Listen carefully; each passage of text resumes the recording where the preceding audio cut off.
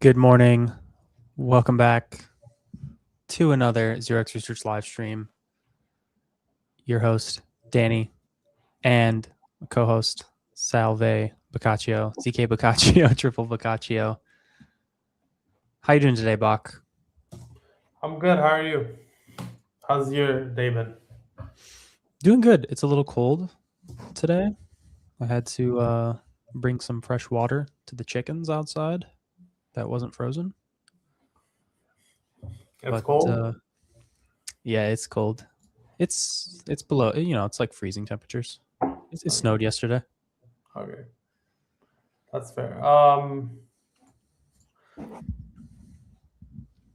Yeah, that's about how interesting the crypto markets are, bro. It's frozen. Not much to do. Yeah, it does feel there's not a lot going on. We've got some topics. I don't know. Do you want to talk about the markets generally first, or do you not have anything strong to add there? I don't. Otherwise, we can jump in. Strong. I did the newsletter today, and I looked, and it's like we've regained 92k BTC, which is great. Or at least the last time I checked, we regained 92k BTC. Hype's been underperforming over the past few days. The rest of the tokens have kind of rebounded a bit, and by rebound I mean like Sol's at 140 instead of 130. I don't even know what ETH is at. I imagine it's at 3 or 4k somehow in between there.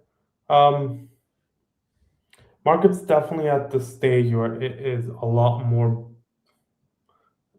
boring than I would have imagined, and I can't remember. I don't remember if you remember this feeling, but in like 22, it was really bad. November, FTX collapses, and then but what was really bad was just the sheer boredom that you got for like 4 or 5 months because markets just wouldn't go up. There was no bid, and it feels like there is kind of a bid here, but it's like mostly mean reversion. Like nothing's actually getting bid up to the point where it's like, oh, like this thing is going up. Versus, and then you're looking at stocks and seems at least semi more exciting, where it's like there's stuff being really bid up. But yeah, like the markets don't have any strong thoughts. I saw that Trump wants to, or at least the guy that Trump wants to bring, I can't remember his name now, but he's like Trump friendly. Is it Hassett? Can you confirm? Yeah. Kevin Hassett. Yeah, he is at 78% on Kalshi, which is pretty good as like the next Federal Reserve chairman. Next Federal Reserve chair, not chairman. Yeah, those are like literally the only two things that I looked at. Apart from that, I've been honestly reading more and more about TradFi stuff.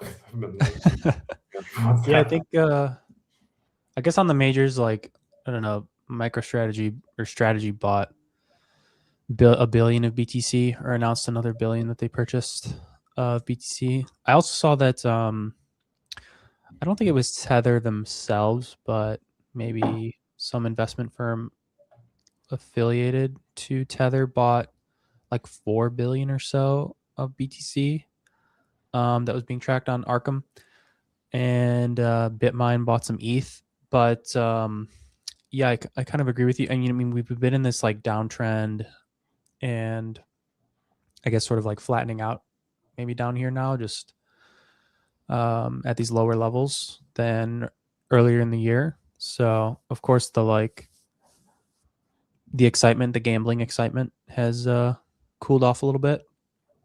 Some of the things that I'm seeing people talk about, I mean, there still seems to be like a big focus on like ICOs and token Yeah. launches.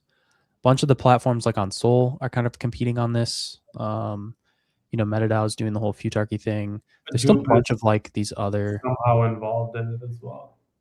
yeah, Yeah, I agree with you. Like that's been the big thing. I feel like over the past, but it's also such a like boring thing to play, right? Like, yeah. It's tough in the traditional sense that like the short term outcomes are probably going to be relatively disappointing for a lot of these things. Like, Coinbase did the Monad sale, and Monad is at roughly its list price or so, maybe a little higher. yeah, I think it's a little higher, but it's nothing like super sexy. I think they did. Correct me if I'm wrong.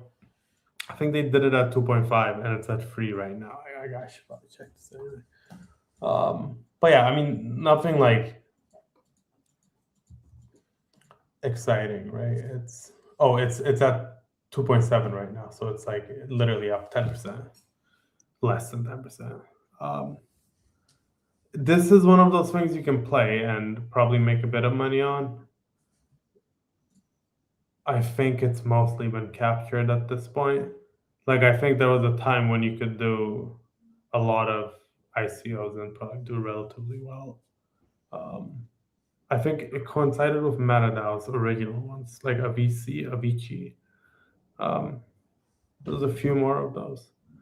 And you could, Umbra famously raised a lot of money, returned it. You could have made money on those, but also even those are like, I don't know. It's not where like I would have imagined we would be, but also like now I'm looking back at my, I don't want to say journal or diary, but I'm looking back at this thing that I keep like loosely once or twice a week.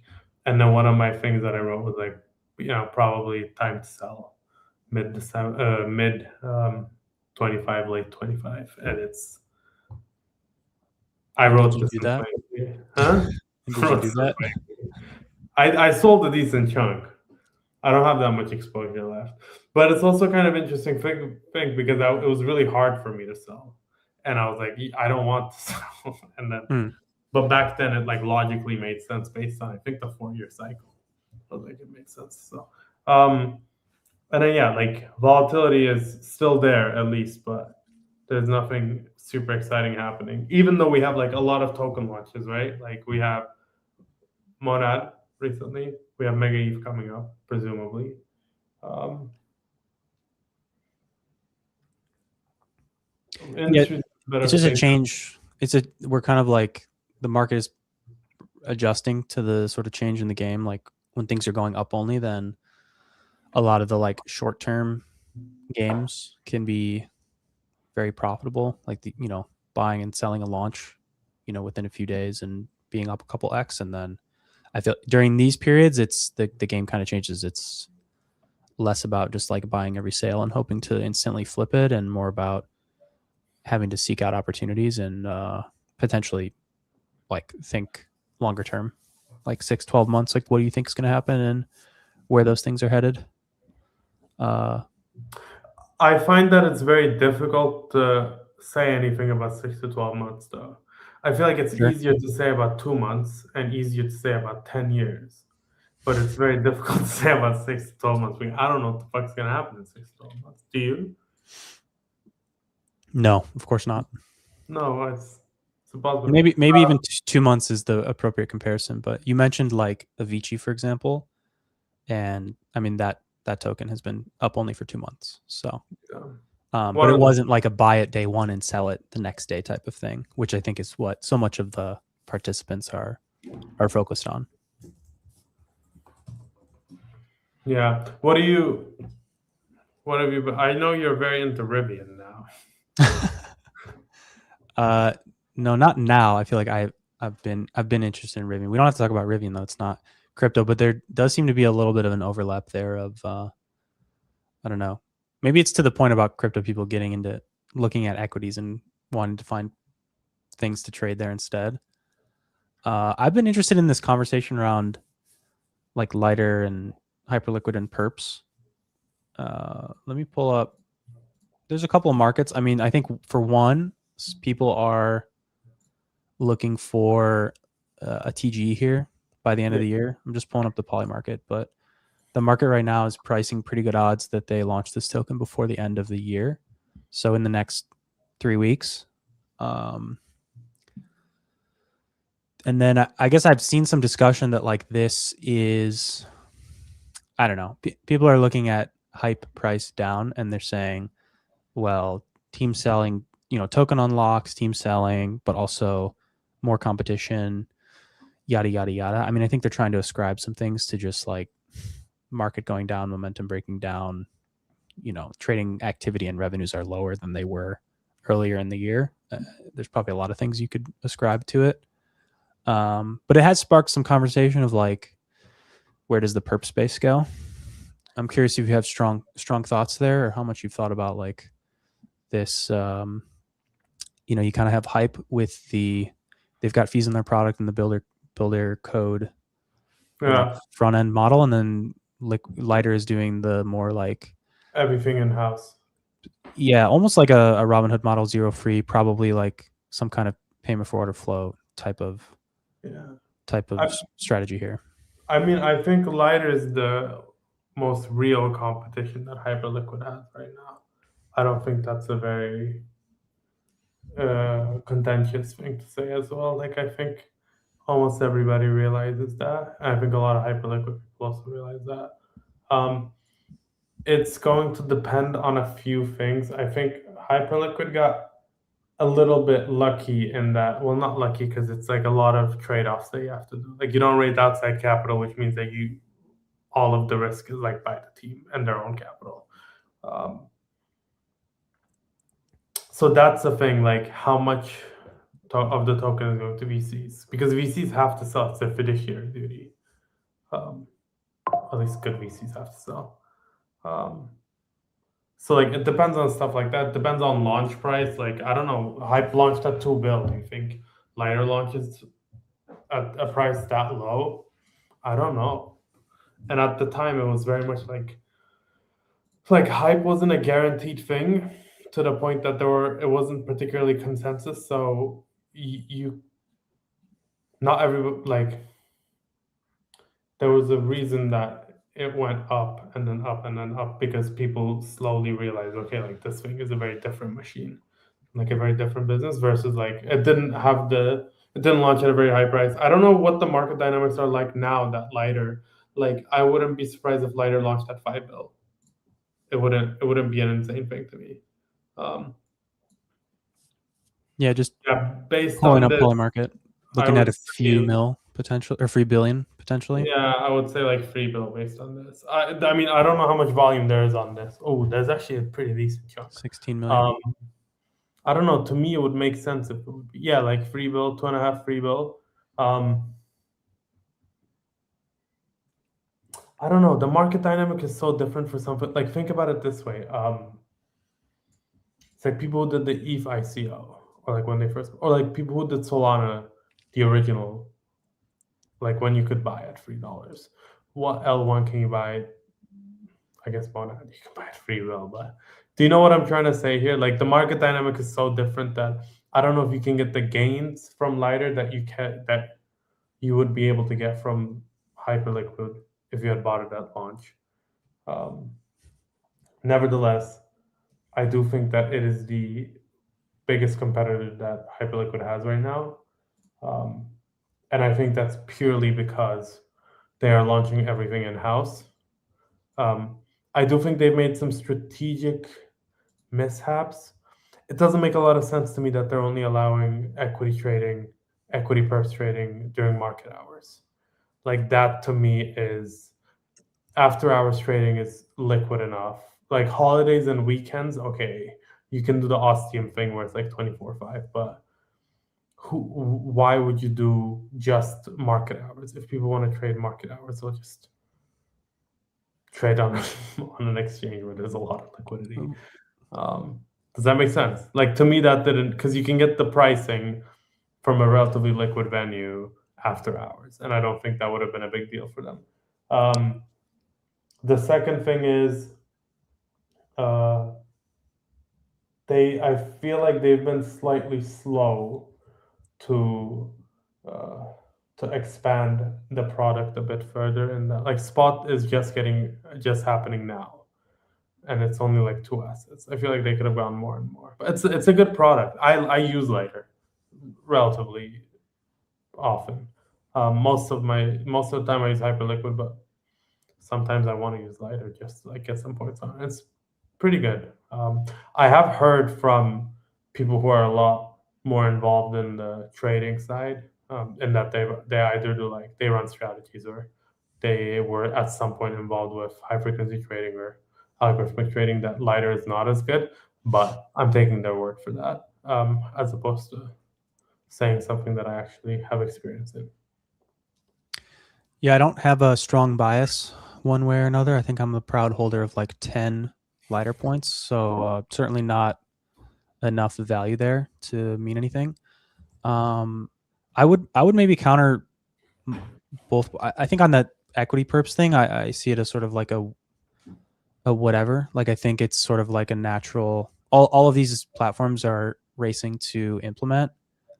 I don't really see it as necessarily a knock that they did it market hours only. I'm assuming it's just like, let's do market hours only. We can just turn it on right now, zero risk, and then we can spend, I don't know, a couple months building out a system to do like a 24/7 style offering. But I imagine it's just like, let's just turn them on.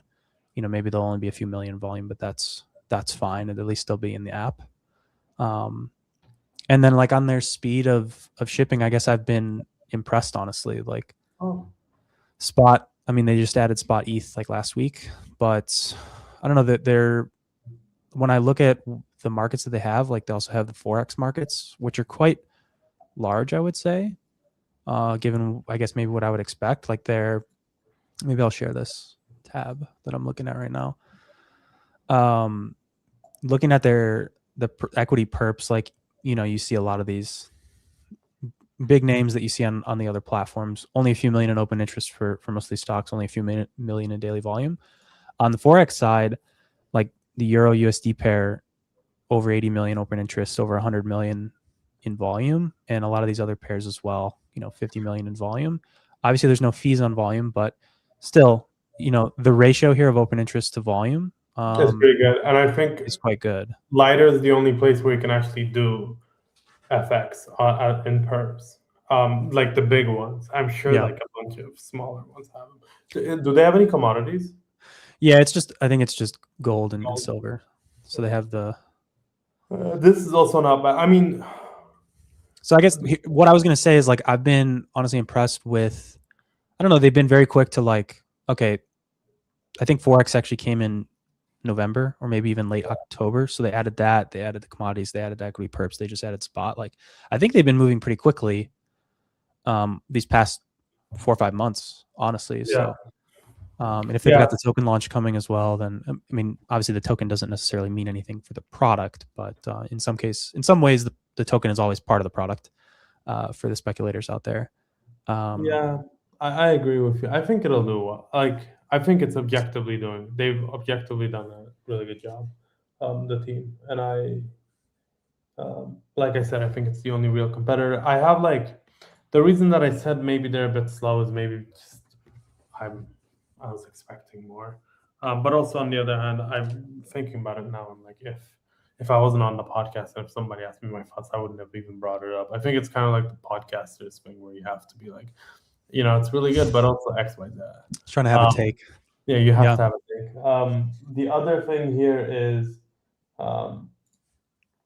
now if you are the team, and you've sold equity, you have a company and you've sold equity in the company, they need to kind of be careful in how those fees, because let's not like, like there's a lot of protocols out there that generate very significant revenue.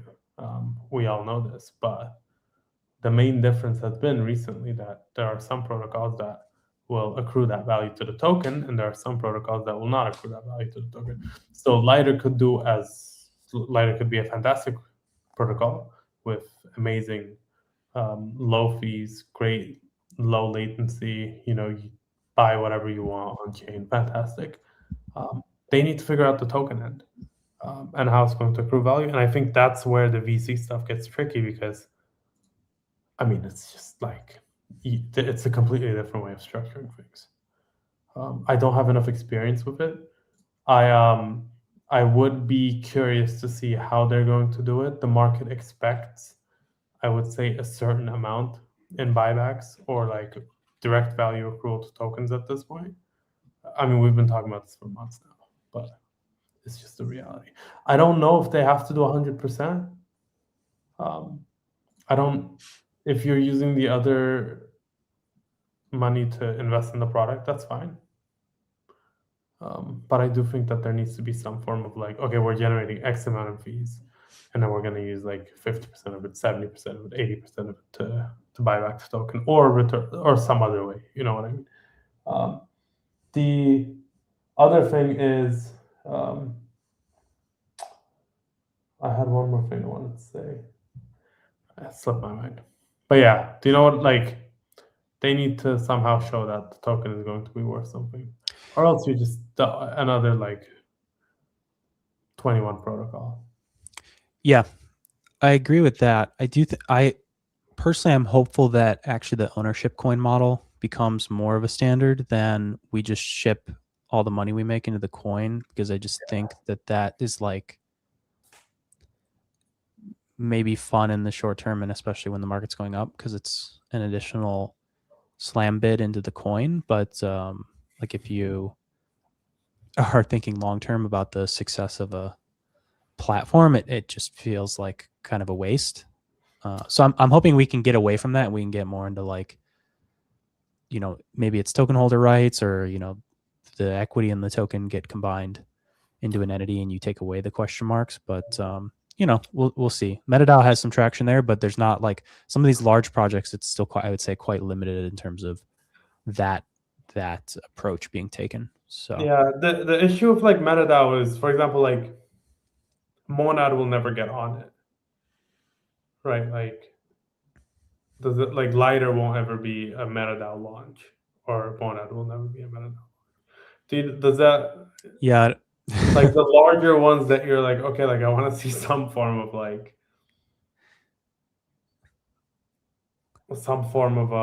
ownership in it. It just doesn't work out. And the other issue is, I feel like it's more of a regulation thing as opposed to an on-chain smart contract thing.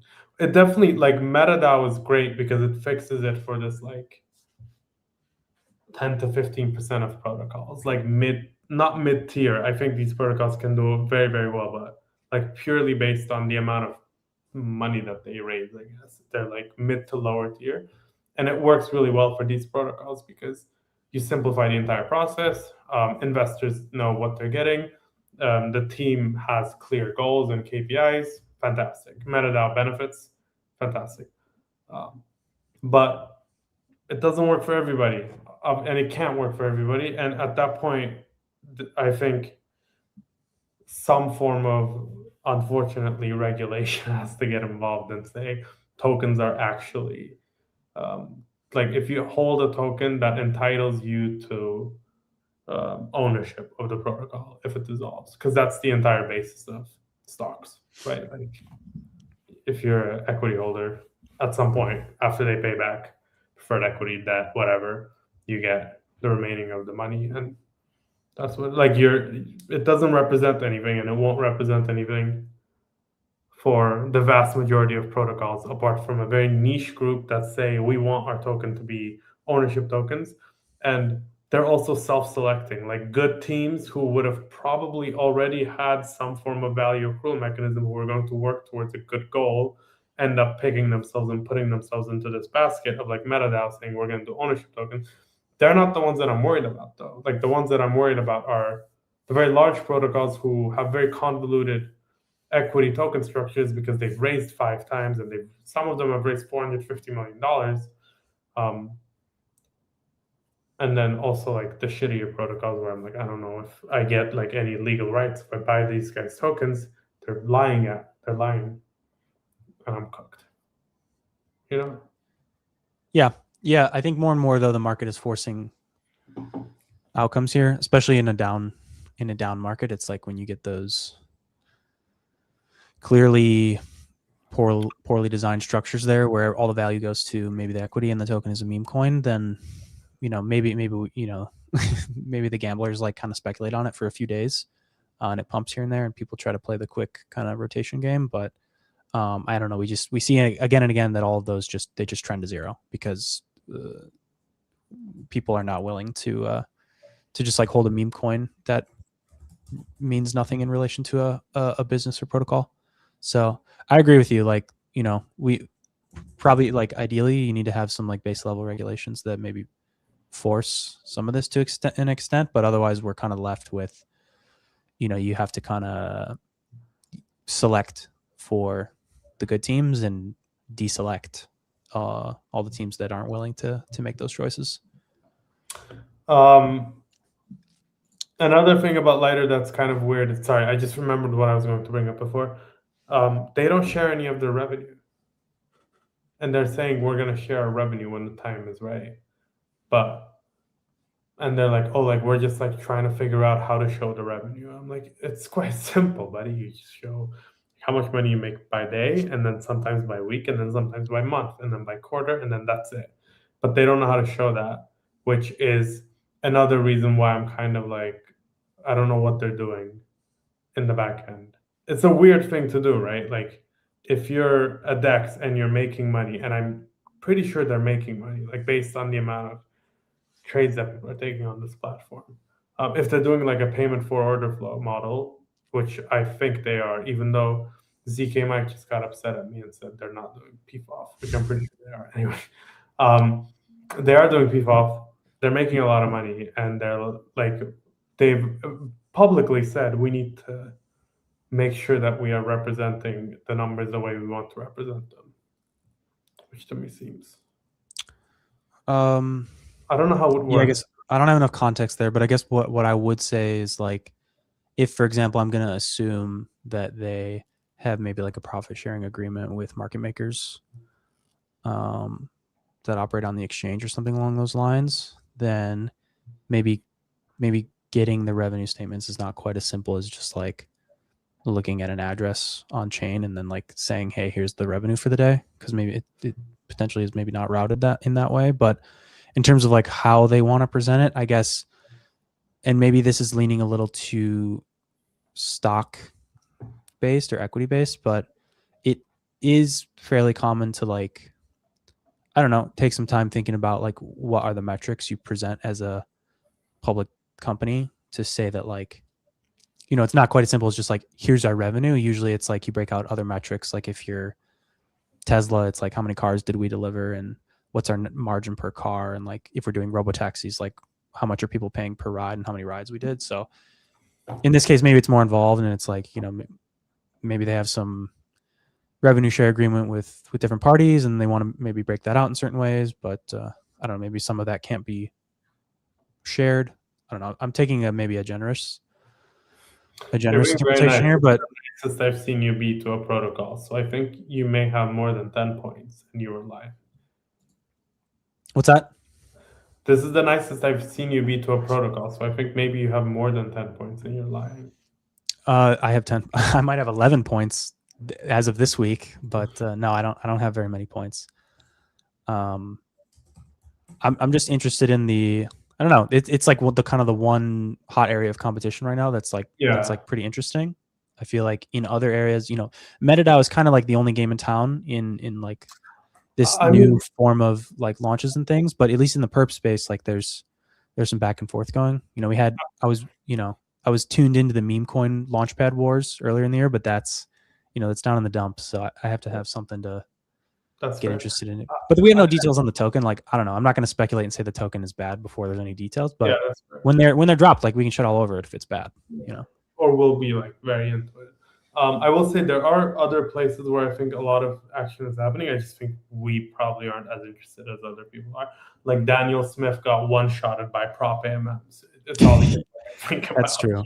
And it's like, I guess now there is a way for you to invest in it, which is through wet. And I don't know how much context you have, but from what I saw, it seems like they already they messed it up once, and I think now they did something weird the second time around, where they announced that they were going to do it at some point and then changed it to earlier.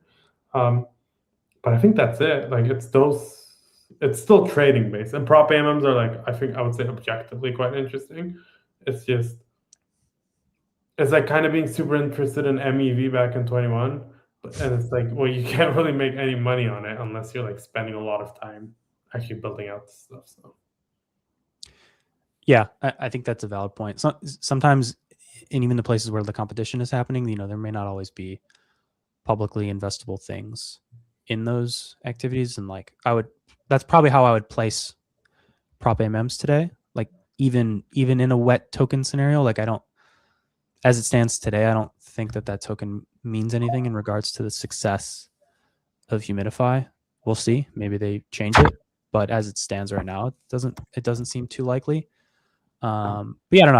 I think there's probably plenty of areas that are interesting, but without tokens. So at least, Ledger's going to TG. There's a bunch of teams competing here. Obviously, Hyperliquid has kind of been the story for the past year, and they've had a token out. So this is at least like a sector that's very interesting from that perspective. Lending may be the other area, and we've seen kind of some drama there. But I guess from my POV, like lending at its core, like is not like a super exciting hot thing that from day to day changes very rapidly. It's a bit more of a slow moving giant, I would say.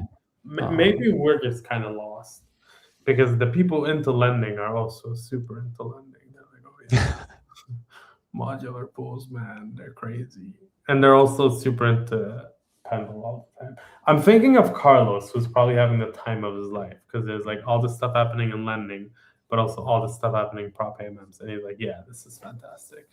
Versus like, I don't know, there's not that much particularly interesting things happening for me. I am happy that we are consolidating a bit into these perp dexes. Like, I think 2 months ago, you saw Taiki himself shill 5 different ones to farm, and then now it's like these other ones still exist, and I imagine that they do okay. But for the time being, I can comfortably in my mind say over the next 3 months, in terms of perp dexes, you probably don't need to worry about the ones that haven't included some form of equity perps trading or like not named Hyperliquid or Lighter. Like you can just be purely focused on these two and see how they go, which is a good place to be in, right? Like as an industry, if each category somewhat consolidate themselves with lending, you have Morpho, Aave. I would say those are the big two, and then there's the other ones trying to get in. Is your dog bothering you? No, she just came for some pets. Yeah, I think you make some good points. We tend to see this though. There's like a lot of excitement around something, and then 10 competitors get launched on very maybe small difference or nuanced views about what the product should be or what it should include, and then maybe one of those survives and becomes a meaningful competitor. But I think that's kind of generally the way that the markets sort of go. I mean, you're seeing that in AI broadly, right? Like there's like 9 trillion AI startups, and obviously 8.9999 trillion of those are going to go to zero, and then there's going to be a few that do really well. So it's kind of like the natural like cyclical process that happens with startups and businesses and investing. Before we chat about anything else, though, I do want to do a quick shout out to our sponsors for today's stream, starting with Katana. Katana is an L2 built for DeFi and is pioneering the ecosystem category of productive TVL, believing that change should be graded on how efficiently assets are put to work in DeFi rather than just total value locked. From now until the end of November, users that bridge to Katana can earn boosted yield from CAT incentive campaigns, added vault bridge yield, and other chain revenue. Follow the link in today's show notes to get started, as well as Uniswap. Thanks to Uniswap for sponsoring today's stream. The Uniswap trading API solves the problem of adding crypto to your products without the hassle of needing deep crypto expertise, ongoing maintenance, or liquidity aggregation. The trading API provides access to the Uniswap protocol, which has processed 3.3 trillion in all-time volume, handled over 465 million swaps for more than 25 million addresses, all with zero security breaches. Developed by Uniswap Labs, the US-based team behind one of the most used DeFi apps, access some of the deepest liquidity in crypto, combining both on-chain and off-chain sources for optimal pricing.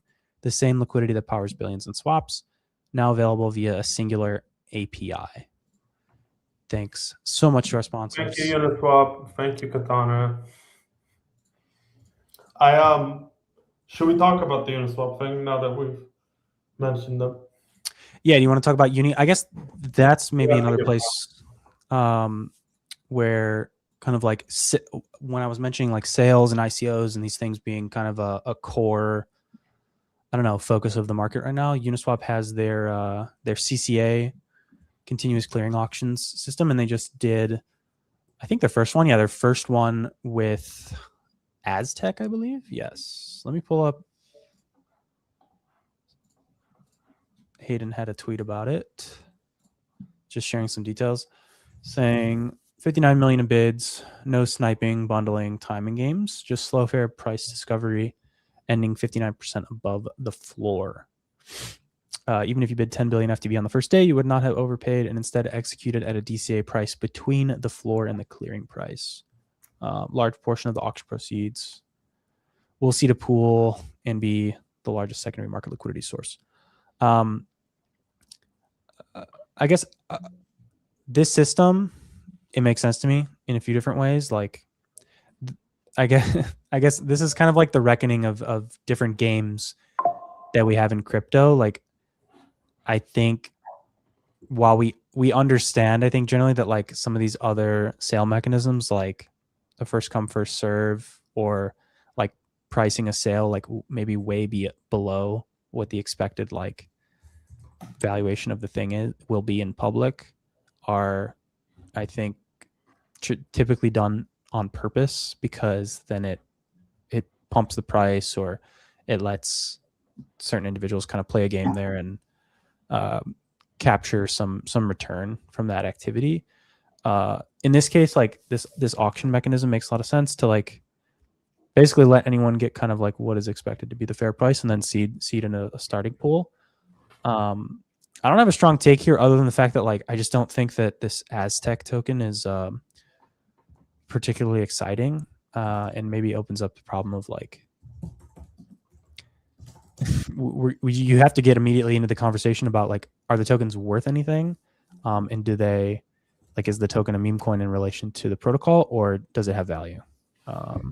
So like the sale mechanism can be quite good, but if the token is not good, then you still have a problem to solve, though that's not necessarily Uniswap's problem. It's not, but if you're Uniswap, you want to make sure that the first token that launches through you goes up. So that, or at least isn't, you don't want them to be a scam. Which, not that I'm not saying Aztec is a scam. I don't think that the team is, but no,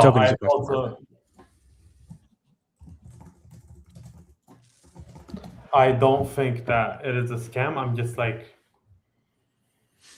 Espresso is not a scam, for example, but Espresso has pivoted 4 or 5 times. Astria isn't a scam, but they've pivoted 4 or 5 times. These are like teams working on interesting problems that the market doesn't necessarily value sometimes.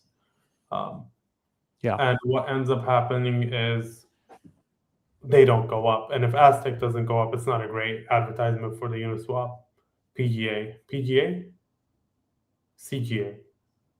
Jesus, PGA is a golf tour. PGA. So that's one big. But on the other hand, I really like that a lot of these teams are now launching forms of issuing assets on chain. It makes a lot of sense if you're a DEX, because you end up controlling the entire funnel from launch to trading. Although I'm not sure if Uniswap would have had a problem with that anyway. Like for MetaDAO, it makes a lot of sense.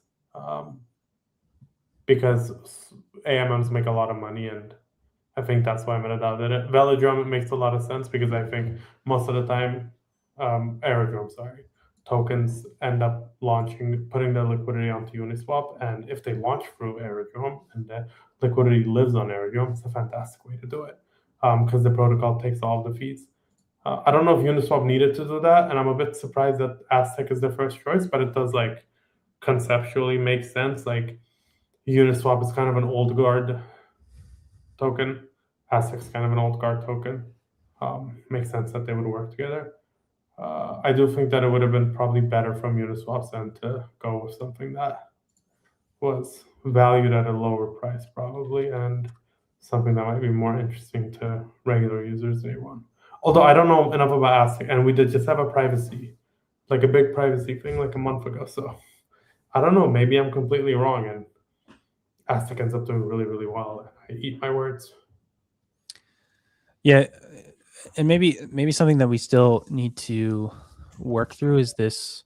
I mean, you mentioned a bunch of names, not just Aztec, but like I don't know, projects that raised post 2021 at high valuations, and now they're launching in a very, I would say, relatively different market. It's like you're not going to launch some L2 at 10 billion FTV, and so prior raise rounds are like quite high relative to maybe what you'd expect this thing to trade at on the public market, and obviously also like launching maybe like a fresh network today with nothing on it.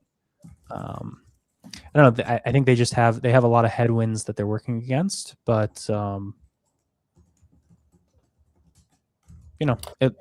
the sale mechanism is good. So if Aztec is going to be successful, like at least it's not being like overinflated by a poor sale mechanism to start things off, and it can trade kind of like where the market expects it to for now. Yeah, So that does help. yeah, it does help. This is the market is also at a better stage than in like post 2021.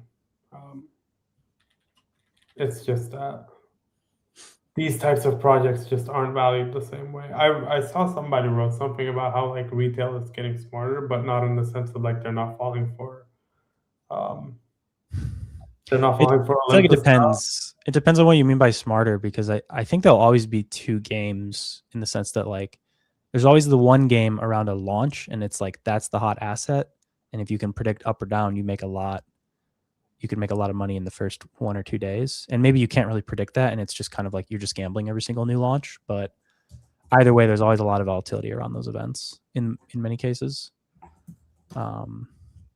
Maybe the CCA mechanism kind of eliminates that to some part, and you can kind of save retail from themselves in some senses. But then we need to fix then you need to work on the longer term game, which is around kind of the token value accrual stuff that we were talking about. But yeah, I think those are definitely like differentiated, and I think a lot of people trip over themselves because they think they're playing one game when they're actually playing the other, and then things don't work out.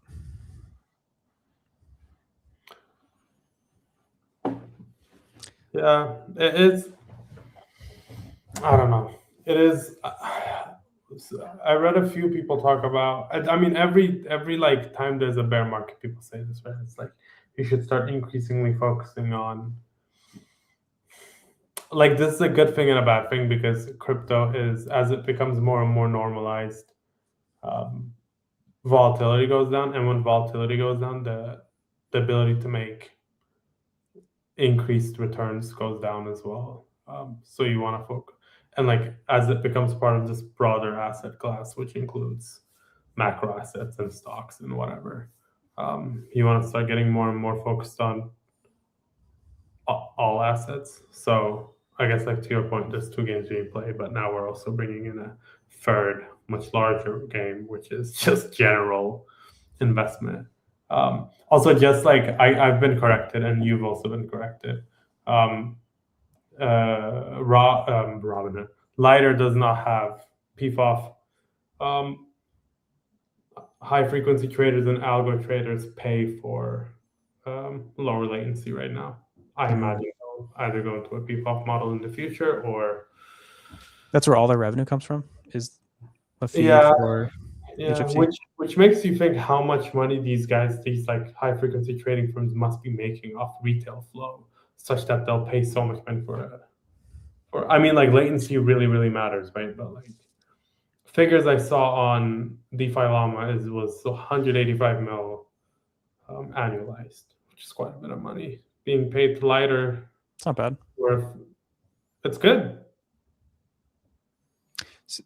It's So so Professor Satoshi corrected me. so actually in a roundabout way, it's the same thing though, right? Yeah, it is roundabout way. You let the sophisticated entities pay you a fee to trade faster. Some of them inevitably are market making. Retail trades for free, but they're getting quoted spreads from the market makers, and then you're not getting maybe a direct profit share, but you're getting a fee by charging them to use that service. So it's in a roundabout way, it's the exact same thing. It's just functionally the same model, but different design. Yeah, different design. It is a cool thing, I guess. Okay, that makes sense to me though. I mean, I figured it was something along those lines, so I guess it makes sense that it still sort of falls into that same thought process. Yeah. Lighter's cool. I will say one thing.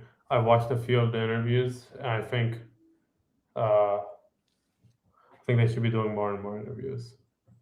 More interviews? Yeah, more and more interviews. This is one thing that was my thought. My simple thought. I like it when founders go on and talk about their thoughts. Yeah, I agree with that. I think it's becoming more of a trend as well. Like, I don't know. I feel like, I don't know, this idea of founder-led marketing, and you just see some of the more, I mean, maybe they tend to be like more retail names, but maybe that plays into it. But, you see people like Alex Karp of Palantir. Yeah, he's really good. It's one of the classic stock, and same with Elon and Tesla. They're like some of the classic stocks where people say, "What? They're way overvalued," and it's like, maybe that's part of it. Is they build up a stronger following by just being more open to the public about their plans, however crazy they are. Even in crypto, we have a few very like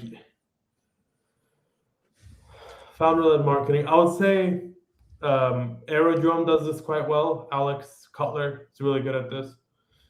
Very vocal, sometimes a little angry, but overall like a very sharp guy who can. I feel like ETH and Solana are pretty good examples of this, maybe for different reasons, but like, I don't know, historically Vitalik has been kind of like a cornerstone, although he's been a bit odd in his execution. Yeah, it's maybe changed, but I like for the longest time it was very much like he very much drove all of the discussion around Ethereum.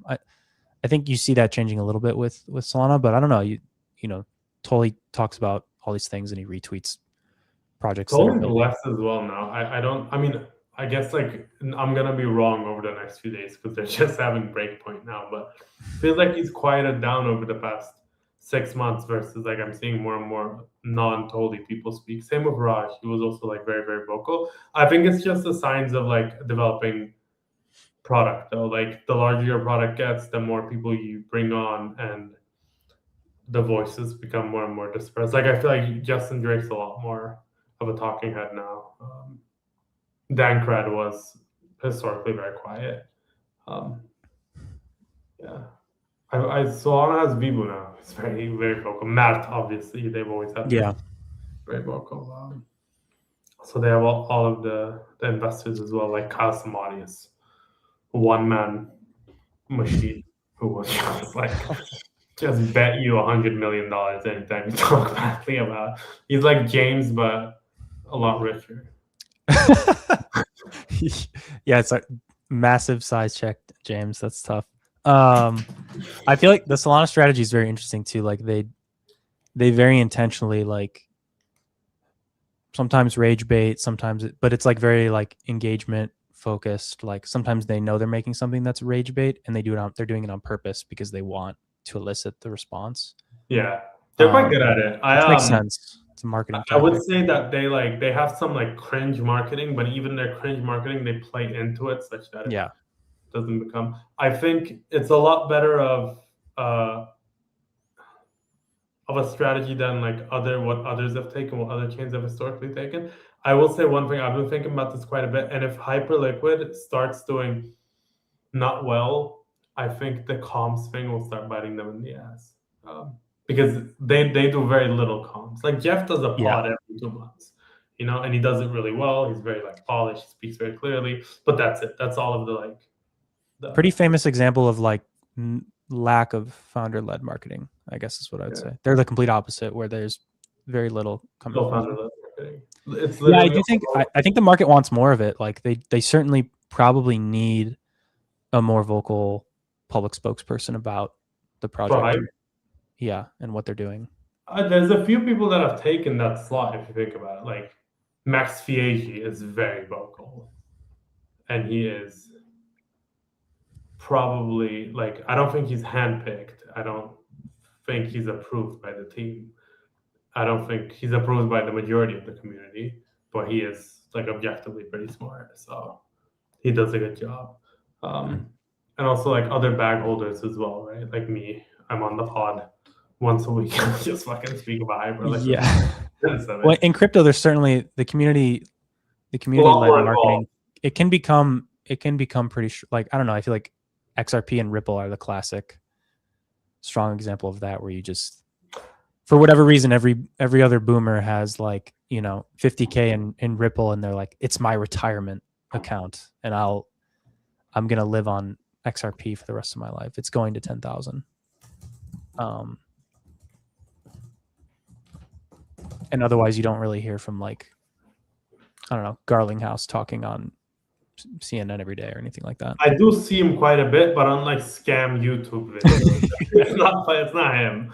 It's like some AI thing. It's like Ripple's doing its 4th airdrop. Make sure to click this link. You could maybe argue there's a transition point where you get enough of a strong community that they can kind of take on the messaging, but in some cases that bites you in the butt, right? Yeah, you don't want the bad people to become your spokespeople. Well, and then like if things are going poorly or against you, like, I don't know, I think you've seen the ups and downs within like the ETH community and culture, and it's like, oh, everything's great, like ETH's going to take over the world, and then like 2022, 23, it's like, oh man, I don't know, maybe we chose the wrong model or something. They don't have like community doesn't have clear like vision and direction. So I don't know. I think there's always a point for kind of like a clear central voice to say like, yeah, there's a clear vision and product roadmap and where things are going.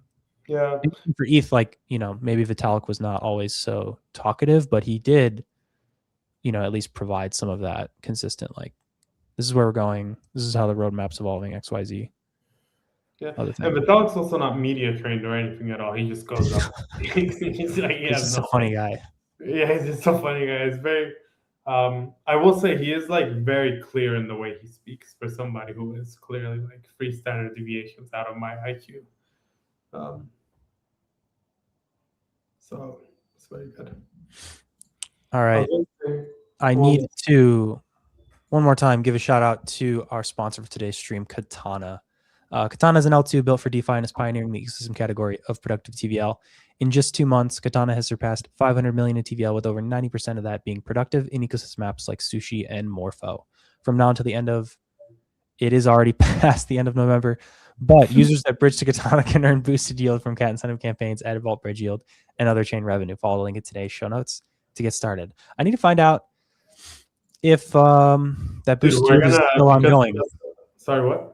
I need to find out if Katana has continued that boosted yield, or if that's changed in the month of December now. Very good. I think we should fire our producer. That's rule number. We should fire our producer. He needs to be doing a lot more, actually. He should be doing a lot more. I wanted to pull up this tweet maybe for something funny to kind of talk about, close things out. we were talking. I don't know if we talked about it on this pod, but like, I don't know.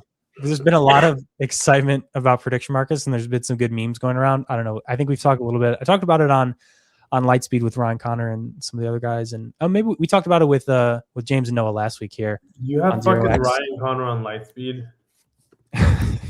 Yeah, that's fucked up. Yeah, man. What do you think? He loves Solana.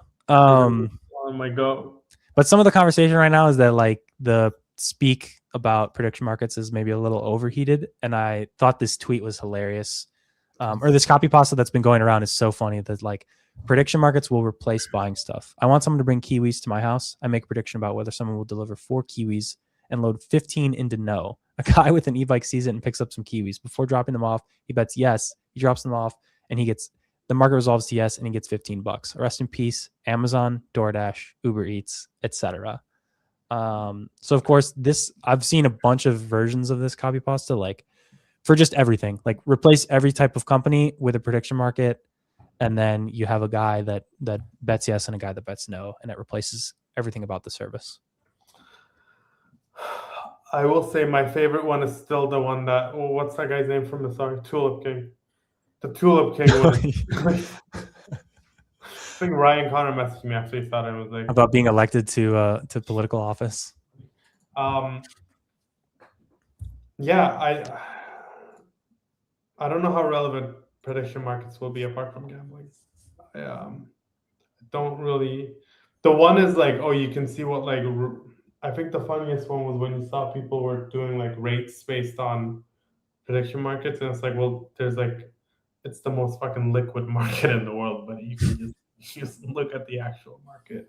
I don't know. We'll see. Like, it is objectively pretty good though that I can check out that the market generally thinks Kevin Hassett is going to win by 78% chance. That's a good thing. I don't know if it will solve.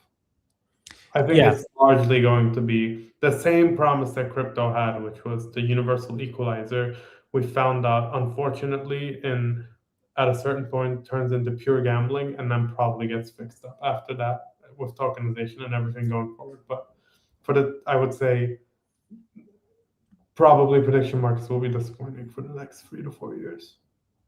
Yeah, it's actually funny that like I don't know that I feel like the basis of building out prediction markets has always been this like idea of more information, like you mentioned, like you could know with more certainty than like doing a poll about who will be the next Fed chair, for example.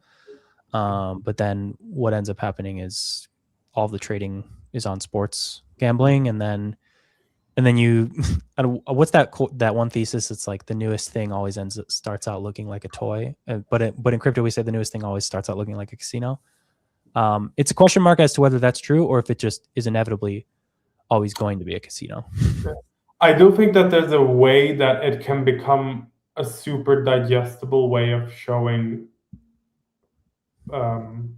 percentages, like probabilities that certain things happen or not.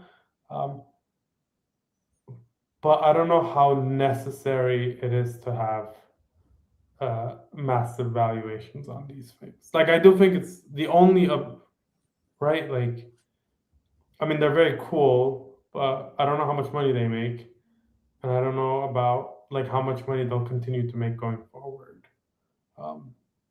It makes a lot more sense if they're just like trading infrastructure, which is very valuable, but probably not as valuable as everybody else thinks it is. Where it's like, oh, it's going to like the joke, the guy you showed right now. I don't know his name, but like Aaron J. Mars, I think that's like clearly a joke, right? But there are people who are like that's that like very clearly a joke at level like 9. But there are people who believe at like a level 7 or a level 6 of that intensity, and they're like, oh, this is definitely going to happen. Probably like it'll be a very, I would think that it would become very boring tech where it's like purely trading infrastructure on the back end. And you and I, if we're interested in a market, we can bet on it. But the vast majority of its use case is probably purely showing like data for like elections data, product level data, I don't know, macro data, etc., etc. But like, and that's just off of betting. And currently, there's not enough volume to decide whether something is going to be like true or not based on the amount of traders there is. But it's mostly just insider trading showing it. So it still works. Like the product still works purely because of insider trading. And I think eventually it'll start working because you have I imagine they're going to start consolidating markets and offering like better ways of, because right now the markets are really messy, right? It's Some of like, them, yeah. oh, like, will Danny leave 0xResearch by October? Will Danny leave 0xResearch by November? Will Danny leave 0xResearch by December? Yeah. And you can only vote yes or no. Um, I think they're gonna have to consolidate those and then put it in a prettier format. No, to me this makes the most sense. Like they consolidate markets, and it's a purely back end thing, and at the front end that regular people see. I don't believe in this financialization of everything. I think the front end that regular people see will just purely be like a news platform that feeds into various search engines, news channels, newspapers, whatnot, and it's like purely a data API that people show. I don't think anything else makes sense.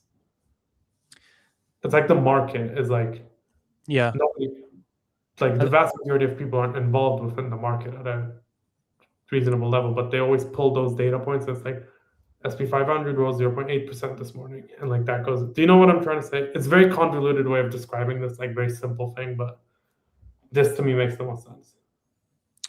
Yeah, it's almost like I don't know, like if you think about the weather, for example, the thought I'm having here is like, does predicting the weather or like being a weatherman, like, does that make money today? Like, how do you make revenue? I think in most cases it's like you're on a local news channel, and then the news network is like paying to hire a weatherman, and they're doing that because certain people watch their broadcasts. But like, I guess hypothetically in this future where like a news network can't make enough money just by like sponsor deals, maybe they then need to financialize the weather, and then the weather guy actually has to be like a cracked statistician and market maker on the weather prediction markets.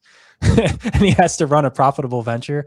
I'd say I don't know that that's like necessarily a good outcome, but Yeah, I there's don't like a know. weird scenario here where it's just like, I don't know, it just kind of points to like, it's like a monetization avenue from kind of where I'm sitting, and maybe some, I think we're seeing news kind of lean into it, because I mean they'll take whatever they can get if they can get the news people, people that tune in to also gamble on some markets. Maybe that's good for them, but it probably doesn't really like make sense as an end state for everything, like you're saying. Yeah. Also, so far we've only seen that these things end up in good. Like these things are better than existing forms.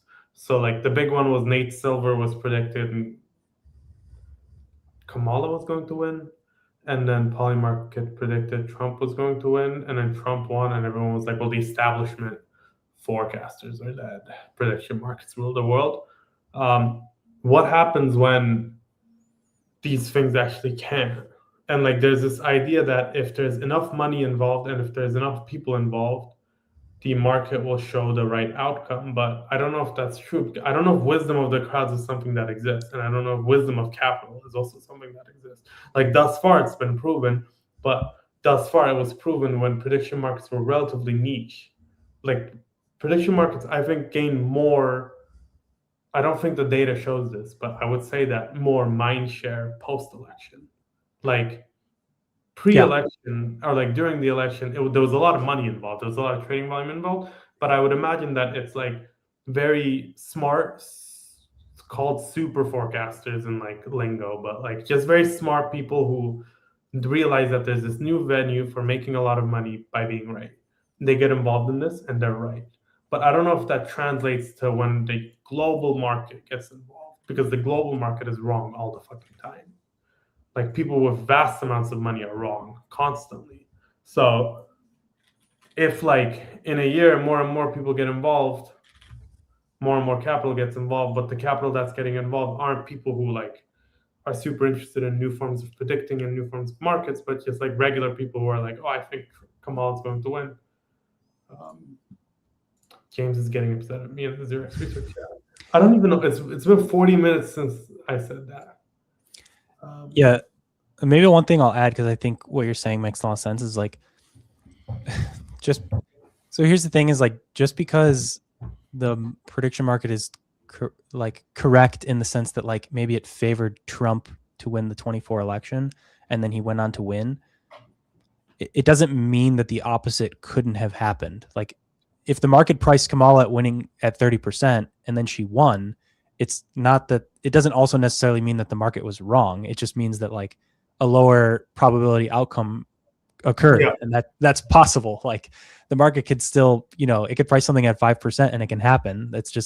That's what was the expected outcome, and it just happened to be that time it worked. It's, flipping a coin is like 50-50 heads tails, but you might get heads 60 times in a row. So it's just something that can happen. So I agree with your point that, like, I don't know, it definitely was a very strong marketing campaign for the product, and it like really got pushed within media of like all the forecasters and the news channels were wrong, and the prediction markets were like so right, and this is the future of everything. But like it could have been the inverse result, and I don't think that would have fundamentally changed anything about like how these platforms work or how even forecasters work. Like maybe the forecasters were wrong by some degree because they weren't taking new information in this election versus the priors, but you don't immediately invalidate all of their work just because you're predicting probabilities. So like by nature, you're not going to be right every time.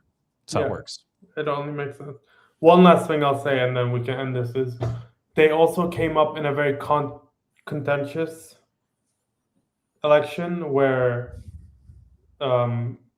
mass like publications and news channels, etc., were very much, I would say, on one side of the election versus on the other side of the election. And then I think that also fueled prediction markets quite a bit. And I mean, I don't know if it's like a prediction markets issue at that point, or if it's like a how is our news and television and broadcasted, and like what standards do we need to hold these people onto?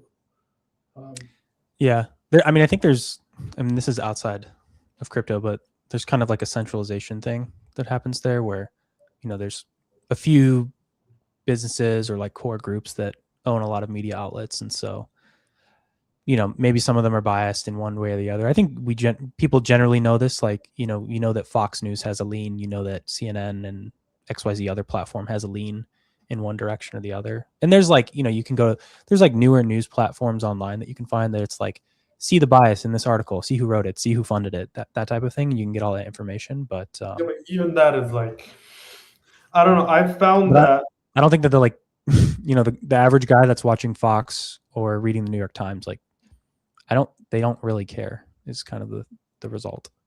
Yeah. The issue is that the only form of mass media that is unbiased is probably like purely financial news, right? Like Financial Times, etc.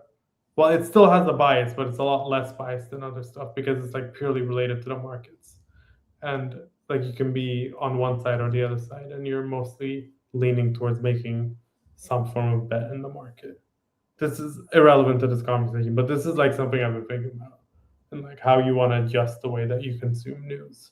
And I don't know if the solution is like to have an API hooked up to your computer that just prints out prediction markets and stock things, but something to think about for everybody. Yeah, it gets back into the financialize everything idea. Financialize all your feeds and make them help you trade.